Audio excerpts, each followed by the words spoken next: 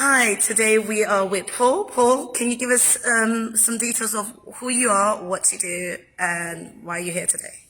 Okay. I'm Paul Leahy. I work in Leeds City Council. I'm a HR business partner, and I work in the OD team on equality, diversity and inclusion issues. The reason why I'm here today is quite a personal thing to me. I'm actually blind, and I came to work for the council because I wanted to give something back to Leeds, because when I lost my eyesight when I was 25, I had a great rehab officer who really inspired me. She saved me from really despair and depression and thinking that I had no future at all in my life anymore, and gave me hope, and that really made me want to give something back to the City of Leeds, because in many ways she saved my life. So the International Day for Disabled People is a really important day for me. It says something about me as a person. It really fits with my values about that service to the community. And I originally trained as a mental health social worker, and it was that whole thing of wanting to give something back to people, from my experience of what I went through when I lost my eyesight. So the International Day of Disabled People, I think, is about bringing together all those different elements of people who often are marginalised in society, and really singing the praises of their lives and celebrating their lives, and saying we should be doing more, and we should be helping all people to live their lives to the fullest, and give people the opportunity to have dignified lives and fulfilled lives within this city. And I think Leeds is a great city. I've made it my home for many years, and I think one of the great things about it, I was involved many years ago in some of the campaigning before the Disability Discrimination Act. I was at university at the time and worked with Lord Ashley from Stoke on some of the amendments that went forward with the Disability Discrimination Act. And Lord Ashley, I don't know whether many people know about him, but he was deaf, he was profoundly deaf, and he campaigned for years about giving rights to disabled people. And I really believe that we should still continue to campaign for the rights of disabled people, to give them the same opportunities and the same dignity to live fulfilled lives in society as possible. And Leeds was a really important city in terms of direct action in the early 80s, in terms of fighting for those rights for disabled people. And I think Leeds still today, through events like this today, highlight and celebrate disabled people's lives, people who often are kind of pushed to the margins of society and don't have that voice maybe that they should have.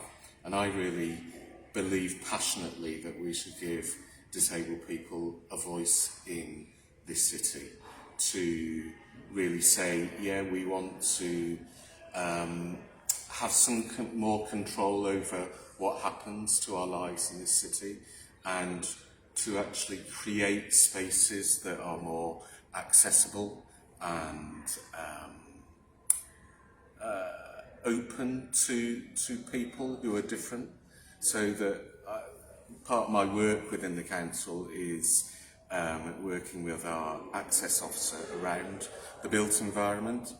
And the built environment is so important that if we get that right, so if we look at creating accessible spaces for disabled people, we're going to also improve the lives and the access to places for everyone.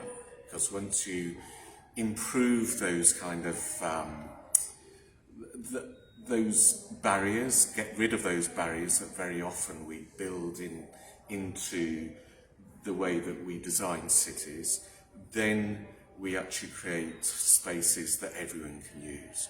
So if you take down the barriers for, say, a wheelchair user or a visually impaired person like myself, then you're going to actually improve it for other people, so families with kids and people who use pushchairs and all that kind of stuff. So I think all of this stuff is really important, and the International Day for Disabled People gives us that opportunity to really say, yeah, let's take stock, let's think about the people within our communities who are different, and let's think about, could we be doing a bit more? Could we be helping people actually integrate more within our communities and get more out of the communities that we have? I think you just are extraordinary, and I'm just going to pick on the fact that we are a child-friendly city, and you talked about your age and when you lost your sight. Yeah.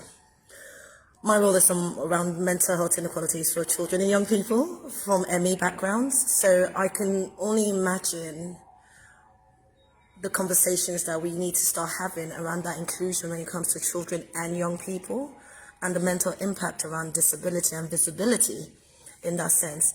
In your opinion, what would make us more child-friendly, more allies to the children and young people who fall in that disability quota, who COVID would have been a horrible time with the isolation and not going into groups, and them not understanding some of the challenges that was happening all around them. Can you highlight what you think we all can do to be better allies to children and young people, to meet that our agenda, mostly as you've had that experience of someone stepping into your life at that moment, that pivotal time, to change your story? What can we all do to be able to step in the place of that social worker or that support worker?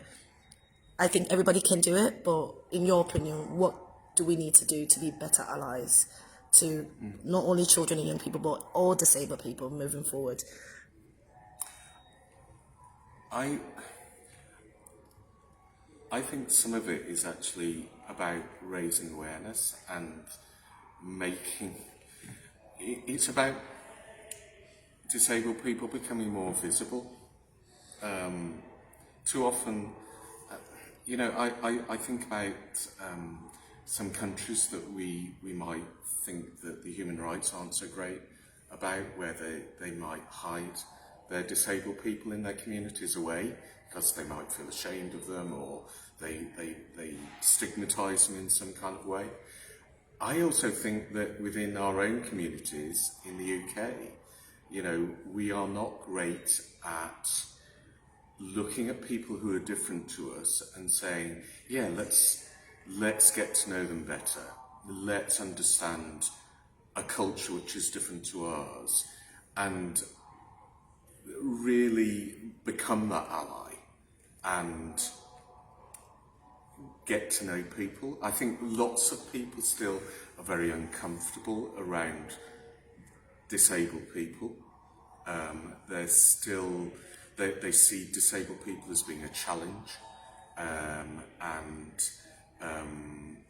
not fitting in because they don't meet the kind of norms and stereotypes that we build about what a beautiful world, beautiful people are. So I think we need to get better at actually saying beautiful people are all people. Are all people. And I like that. That's a t-shirt there. Beautiful people are all people. Yeah. And that it's a bit like that cultural competence stuff, that if you're going to get better at working with people who are different to you, who have come from a different culture to you, who might have a different coloured skin to you, who might be different to you because they have a disability. You actually have to step over that threshold and say, I want to know you. And you have to meet them on their terms. Yeah. So it's about saying, I'm going to cross over and say hello. I'm going to be interested. I want to know more about you. And by doing those kinds of things, we can break down barriers.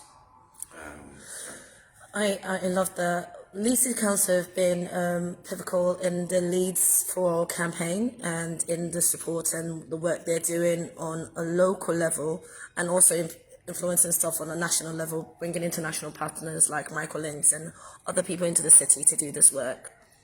But how can we, from the business point of view, how could corporate entities, how could educational establishments, how could other services start thinking and operating in such an inclusive way to support this agenda, to make sure Leeds is for all people, and we don't need to wait for International Day of Disabled People to have this conversation in an honest way?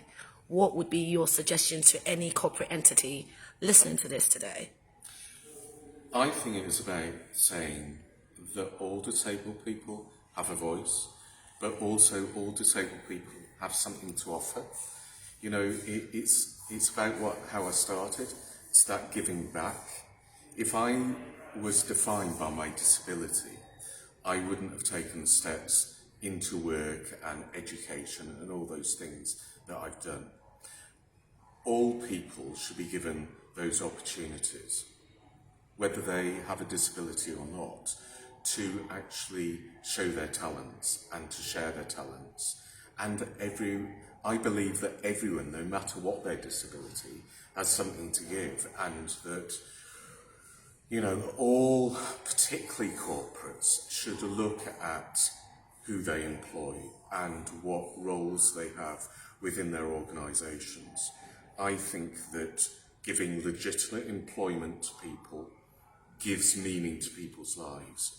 So I think employment is part of that kind of life cycle that people have. It's a stage in your life, and that if you are not given that opportunity of being able to contribute to the society that you actually live in, then it's difficult for you to have fulfillment and meaning.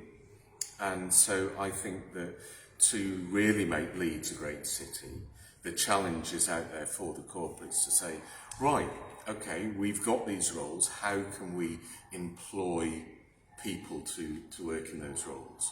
How can we give disabled people legitimate employment? We know that there are lots of people who are disabled that don't get work, but there are many that really would like to work and can give something to a working life and to employers.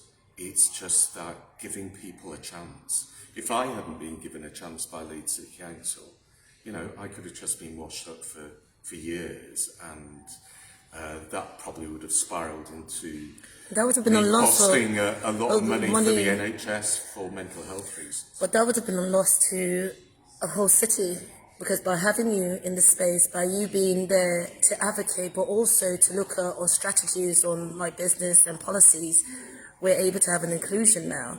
So you never know what you're missing by not giving an opportunity to someone who you might think is different, who you might have to just get to know.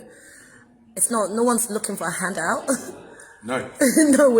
And I think it's what you've just shown is the success, the social impact of supporting that Leeds for All agenda, and really International Day of Disabled People is not just a day in your life, it's your life 365 days of the year. And I think that's the important message we need people to hear today, to see that it's more about abilities we're celebrating today, but let's highlight some of the challenges of this, and this is my last question, I promise you. even though we're singing all these praises and we're saying all the great things and all the opportunities, there's been some challenges this year. Yeah. And COVID has hit so hard at this community that still, for some reason, people are not seeing the full devastating impact. Maybe because their voices has been still not being amplified as much. So what do you think some of the challenges that you've noticed, whether that's from data, whether that's from facts, whether that's from community groups you're working with, and use this as an opportunity to amplify their voices so people can understand what 18 to 24 months has looked like in the life of some of those, because we can't speak for all disabled people. No. But I can give some people some hindsight, scope view into the challenges. If we think everyday people are facing these challenges, imagine the disability or the invisible disabilities and what that looks like. I think I'd like to come a slightly different way. Yeah. I think that COVID and what many have gone through, and particularly disabled people have gone through COVID, you know, the fact of isolation, all those kinds of things, the discrimination that many disabled people have felt within their communities because of the lack of services, the denial of being able to get into certain shops and to get certain services has been undeniable for many disabled people.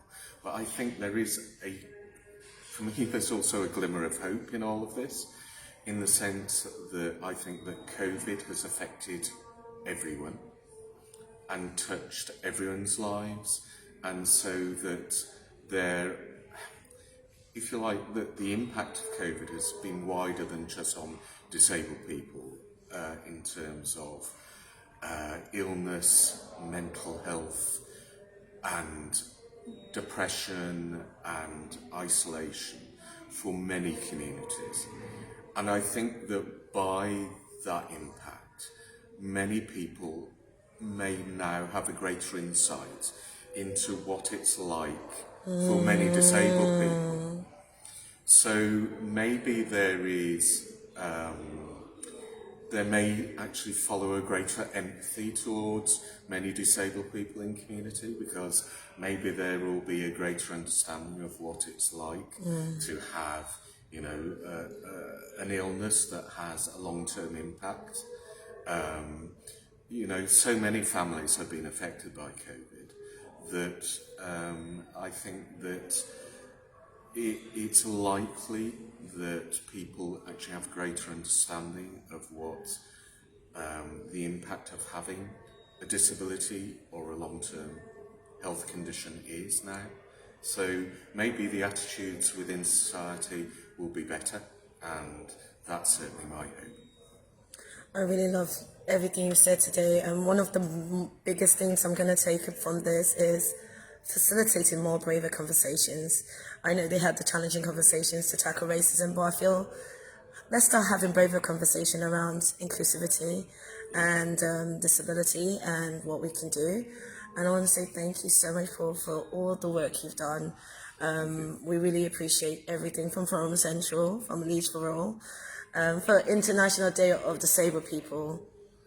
You're another hero with our cape, and Leeds would like to celebrate you. So thank you today. Thank you. Thank you.